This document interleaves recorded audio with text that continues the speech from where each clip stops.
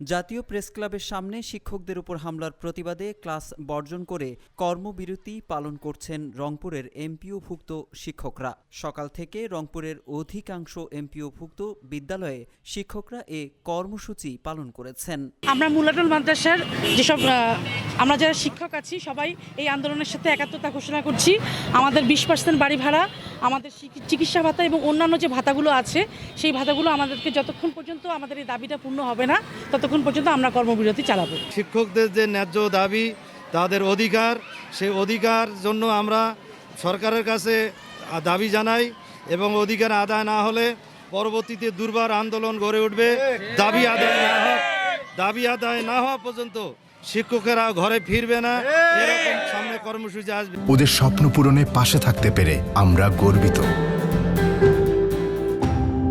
শ্রদ্ধাভাজন সম্মানিত শিক্ষক বন্ধুদের উপরে যে অতর্কিত হামলা হয়েছে, সেই হামলার আমরা তীব্র প্রতিবাদ জানাচ্ছি।